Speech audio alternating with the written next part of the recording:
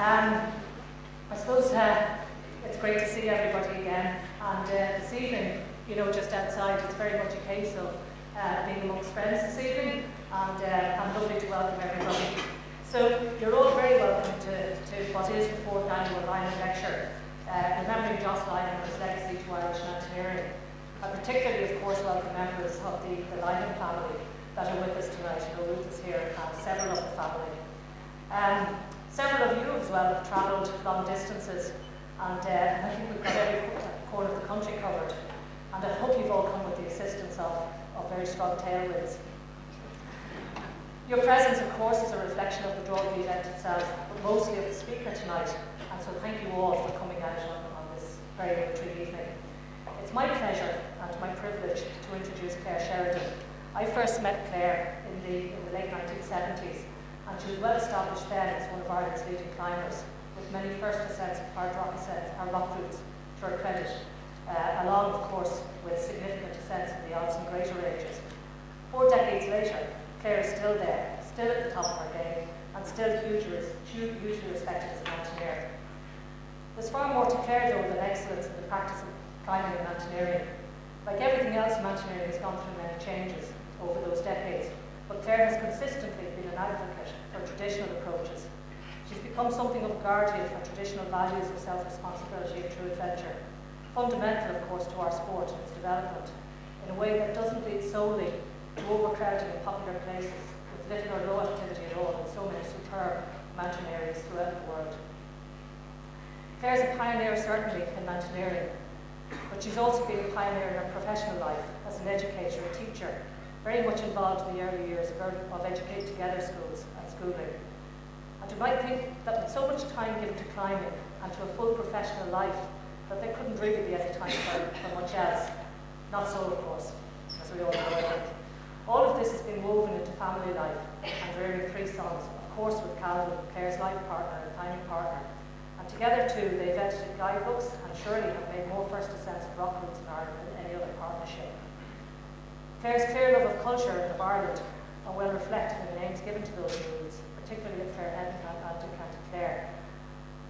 And you have an enviable CV, Claire, that stretches from North and South America to the Alps and Himalayas on rock and ice. You've surely developed your climbing on Irish crags and mountains, and you've made a most significant contribution to developing Irish mountaineering and Irish climbing on Irish crags. And finally, I'm full sure that social media is not your thing at all, but you should know that the Lynam Lecture with Claire Sheridan is a hot topic at the moment. And it's very clear from comment across all ages, female and male, and I haven't mentioned female and male all through this, even though that's the part of the topic of the lecture this evening, that what counts most with all is your generosity and support of other climbers and the deep respect both as mountaineer and person with which you're held. And so can I present tonight Claire Sheridan, from adventure to performance, 40 years of Irish women's mountaineering.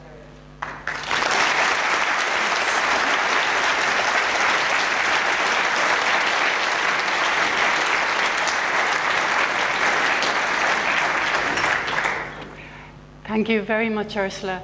It gives me great pleasure to be here this evening. It's certainly an honour a great honour to be invited to give the Lynam Lecture. And I'd like to thank Carl and Ursula in Mountaineering Ireland for asking me to do this, and of course the Lynam family, particularly Ruth and Clodagh, who are ensuring that Jos's legacy is continued in many different ways. So I'll be speaking tonight about how Irish climbing has changed over the last 40 years, 40 years plus in which I've been climbing, particularly from a woman's perspective, with a few digressions along the way, but mainly how climbing has gone from being adventurous mountaineering to performance climbing. How it has gone from this to this. Now, I started climbing with the UCD Club in 1971, and this slide is fairly typical of our activities at the time. This is Mick O'Shea and Sheila Willis, friends of mine who started at the same time. And we were on a weekend in Connemara, And we often climbed in boots because most of the climbing areas in Ireland at the time, with the exception of Dalkey and Fairhead, were mountain crags, and also because all climbing was seen as preparation for the Alps. The gear was very limited. You can see the shoulder belay, no belay plate. There were no climbing clothes as such. There were unflattering corduroy brown breeches available and thick red socks, but you had to go to Jackson's in Belfast to buy those, or pick them up on a trip to Scotland or to Wales. This is an instructional slide from the time. You can see the breeches and the socks making another appearance. And the gear for abseiling, figure of eights hadn't been invented, so we had to abseil by the classic over-the-shoulder method, very uncomfortable. Now, in the club that year, 1971, there were 5 of us girls keen to start rock climbing, and some of the more established members were a bit surprised at that, and one of them, a woman, well, a girl really, she was only a few years old, took Sheila aside and explained, girls don't climb. Now, that wasn't strictly true. It wasn't true at all of Ireland at the time.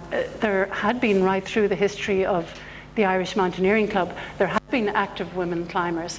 And at that time, in the IMC, there was particularly Betty Masterson. But we hadn't seen or heard of them, and neither had the established club member. Clubs were few and far between then, and quite spaced out and isolated from each other. It was a few years before we noticed Betty Healy's name in guidebooks and realised that not only did she lead climbs, but she obviously put up new climbs as well. So what were we to expect when we went to Dalkey? Well, we had no idea because we had never seen anybody climb before, male or female. Now, this is a picture of Calvin Torrens in the Mourns in the late 60s. Again, the breeches and the socks and not much gear. And before we went to Dalkey, we weren't sure what part the rope played in it all. There were no role models. Now, there were books. Ladies Scottish Climbing Club, 1968. Now, that was just a few years before, but really, that cover could have done as an illustrated cover for a children's novel, for, say, an Enid Blyton's 1950s book, 3 Go Adventuring. And these plucky girls look as if they wouldn't be sure what to do with the rope either. But we weren't long climbing on the eliminates in Dalkey when I had a picture in my mind of myself on something bigger and steeper. But it was to take quite a few years before I got to that stage. Now, this is a corset, or as we used to call them, a roll-on. This was something that we wore right through our teenage years, and it was a basic bit of female underwear. It had 2 purposes: to hold up your stockings and to hold in your tummy. And when in the late 60s that wonderful invention of pantyhose or tights became available, we were very, very glad to ditch the corset. Looking back, the corset for me symbolizes the passivity of women, how they regarded their bodies in those days. It was a case of wrap it up and strap it up and don't expect much from it. It was a time, the gap in society's perception of women, the gap between then and now is absolutely huge. It's bigger than you would imagine or than you would remember. For instance, the words woman and fitness and strength just would not come in the same sentence at the time. Remember, at this time that we started, 1971, women were not yet allowed to run in marathons.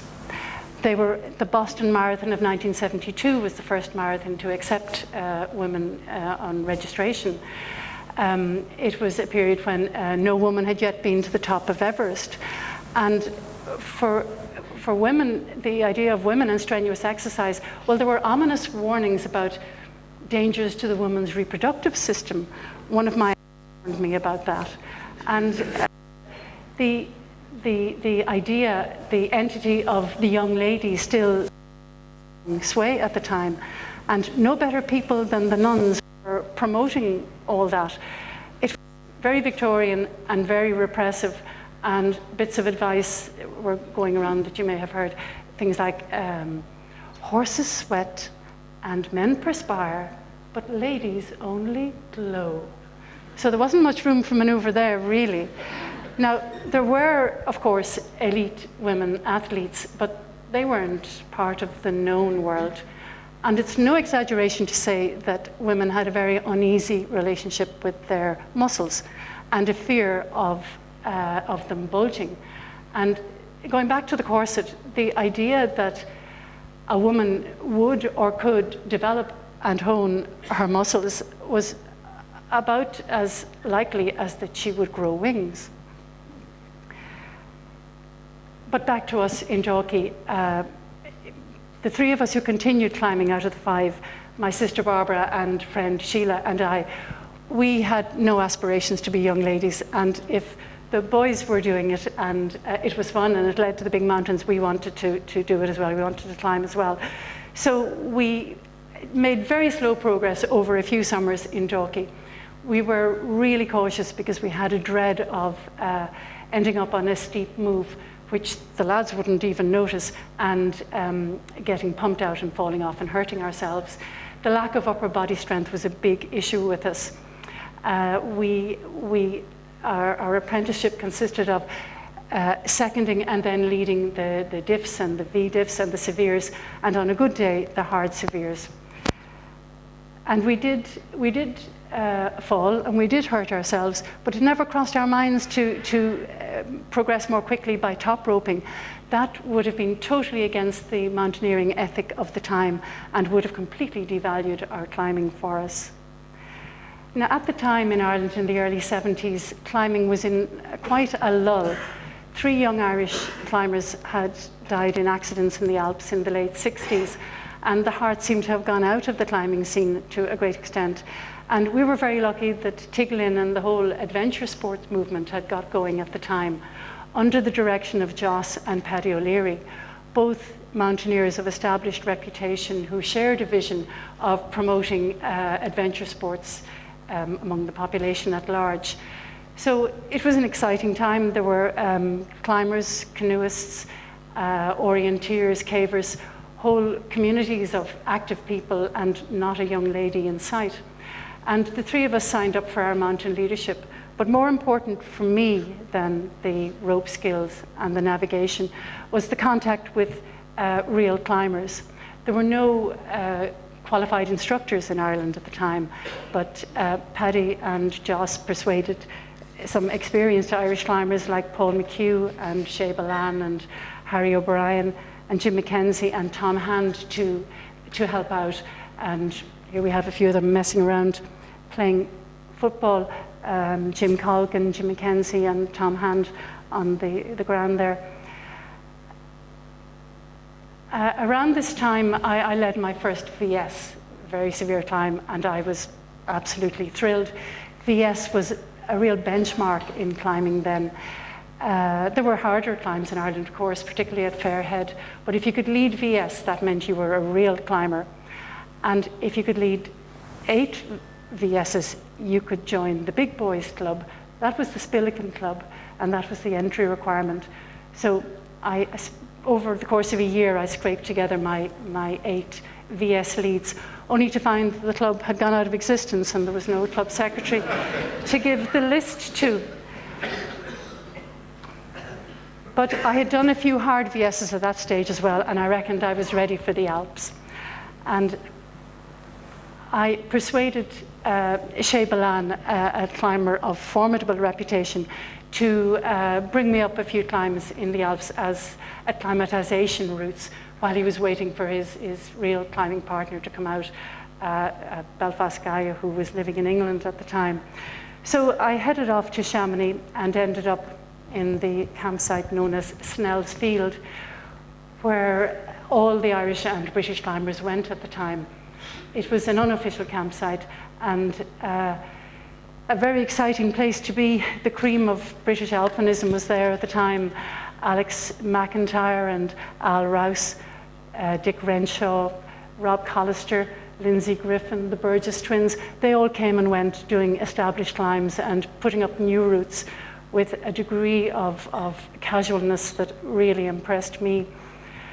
You could also, around the town or in the telefreak, rub shoulders with some of the continental greats, Gaston Rebouffet and René Desmaisons and Ricardo Cassan. But it wasn't a very female-friendly place. There were absolutely no facilities. The surrounding woods were a general toilet, and crampons were the recommended footwear if you ventured in there. And there were very few girls around, and it took me a while to realize that few, if any, of those who were there had any climbing ambition. But anyway, Shay and I did a climb, but when we came back to the campsite, somebody said to Shay, your mates arrived. So I was really annoyed. This was all my plans up in smoke. This guy had come out a week early. But when I was introduced to the climber in the next tent, it turned out to be Calvin Torrens, and sure, he had me charmed in no time, and that was the start of our partnership. And with Calvin came an introduction to Fairhead, with its big grey walls and chimneys and cracks. Now that was a very different proposition to the laid-back lines of Glendalough. This was a hut that we used at Fairhead for a couple of years. There were 4 of us, Shay and Valerie McCartney and Calvin and myself, and we came up weekend after weekend cleaning new lines and climbing new lines. And then in the spring of 1977, Shay was killed in a fall at Fairhead, so that was another bright light gone from Irish climbing. This was Calvin on the day he did Chieftain, the first ascent of Chieftain, the classic 2-pitch VS at Fairhead. And I did it some months later, I led it, and I was very pleased to do so. But I noted in my diary at the time that it was depressing that I would never climb the hard routes at Fairhead. And that wasn't just a lack of confidence on my part. That was what everybody presumed, that women would never be strong enough to climb the long, strenuous routes. And there were no role models to prove otherwise. Now, the magazine, the mountaineering magazine of record at the time was Mountain Magazine. And it was published beginning from 1970 on for about 20 years. But not once during the 70s in any issue was there a single photograph of a female climbing. But Mountain did see a role for women. There were various ads of coy-looking girls emerging nude from fluffy duvet jackets and 0.5 expedition sleeping bags, but it was clear that it wasn't expeditions they had in their sights. But there was nothing coy about this lassie. This was Mountain Magazine 1972, and this appeared in, some of you would remember this, it appeared in quite a few magazines for a long time. Finally, in 1980, there was a photograph of American climber Coral Bowman standing in front of a bit of steep rock, and that was the first indication that this might be a game for girls as well. But we're getting ahead of ourselves. There was another magazine published in the 70s, Crags, the lads' magazine, and it stuck the finger up to Mountain as the more establishment magazine. And the first issue had a big phallic symbol of a crag on the cover, and inside it had this. Now, the right-hand side is an ad. The left-hand side relates to absolutely nothing in the magazine. There's no caption. There is a photographer's credit, all right. It was plonk in the middle of a climbing article. What can I say? But in the same issue, there was an ad for Edelrid ropes, where there was a rope being uncoiled and a naked girl being revealed. And the idea was that in subsequent issues, a few more coils would be taken off. But Edelrid mustn't have thought much of I don't know, the staying power of the readership, because all was revealed in the next issue. And the caption noted that the angle of the elbow is the correct angle for climbing offwidths, in case you need to know. But for us at Fairhead, it was issue 6 that was of particular interest to me because there was an article in it about new climbs in Ireland, written by Ken Higgs and by Calvin. And that year, 1976, we, or mainly Calvin, had done 10 new routes at Fairhead, including on Ballacroon, that's on the first ascent. But the same issue had this ad.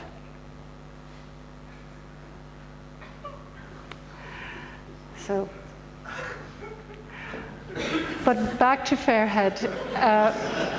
We had a cottage at that stage. This one, some of you would recognize where we camp now at Fairhead, courtesy of the previous generation of the McBride family. And the first thing that had to be done was all the cow dung had to be shifted out of it. But you couldn't fault the location. Now, by then, there were more people climbing at Fairhead. And we set up Dalriada the Climbing Club in 1976 on much the same lines as the Spillican Club. So on the left here, we have Harry O'Brien, then Ken Higgs, Tom Ryan, Calvin at the back there. Bending down, we have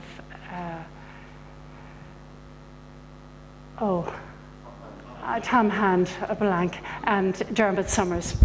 And they're busy moving a big flagstone to put it in front of the house door. At the time, the requirement to join the club was 8 VSs and then 10 VS leads each year to stay in the club. But this was a golden age of development for Fairhead, despite the troubles. There were 3-star E1s, E2s, E3s being climbed almost every weekend. And at the second AGM of the club, Ken Higgs suggested that the requirement should be 10 new routes each year for each member to stay in the club, but that was seen as a bit impractical.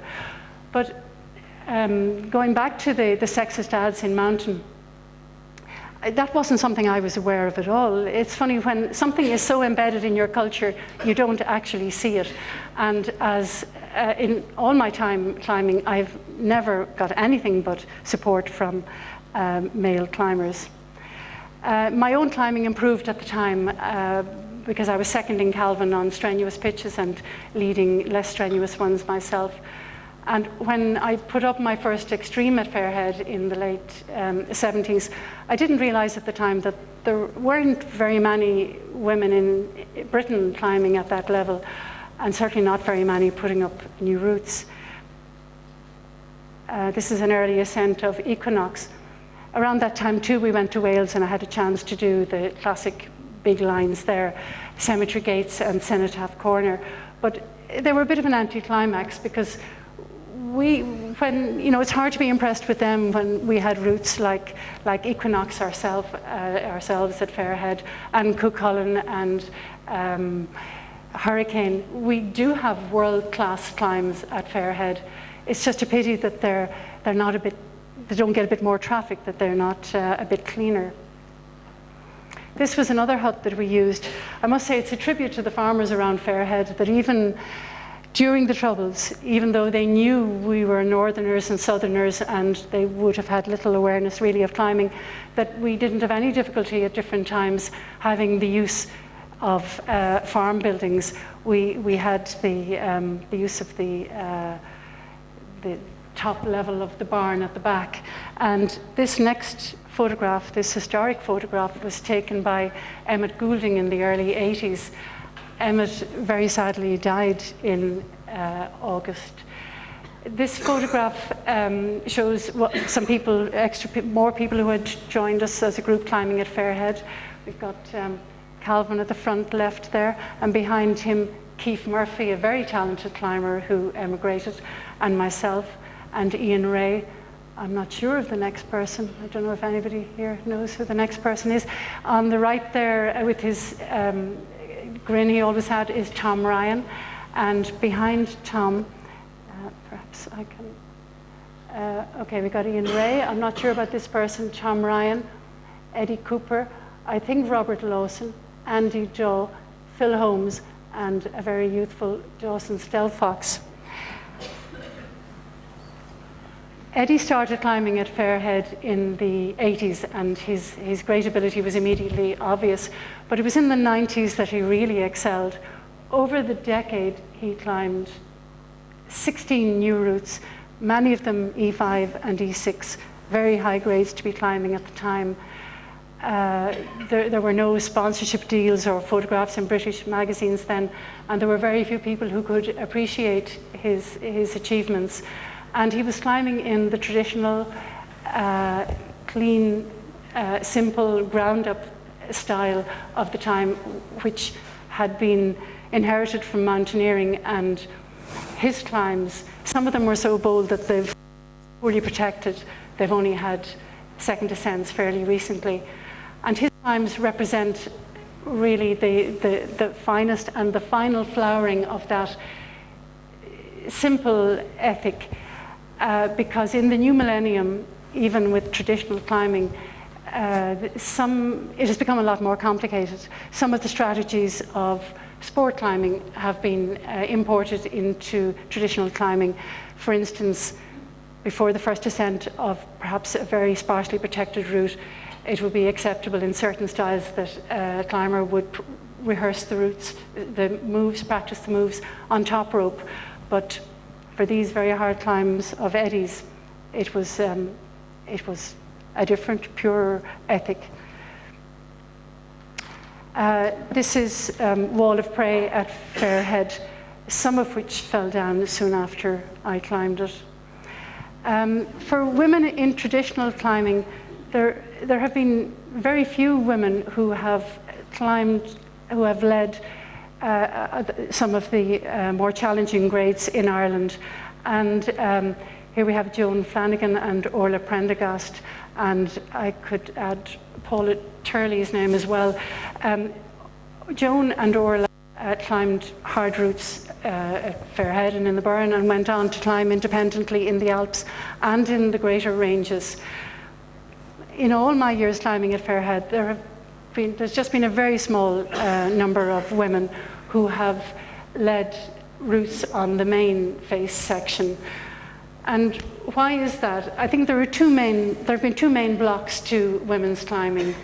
One would be lack of upper body strength, and the other would be aversion to risk.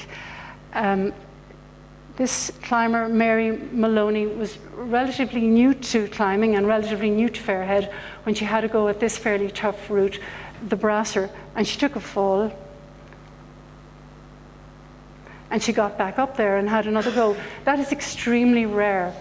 And I think, as I say, aversion to risk is something that has really perhaps held people back in women back in traditional climbing. Now, on to a different topic. Expeditions. This is Denali, or Mount McKinley, and American climber Arlene Bloom applied to join a guided expedition to Denali in 1970. And she tells how she got an official letter back saying women would be permitted as far as base camp to do the cooking.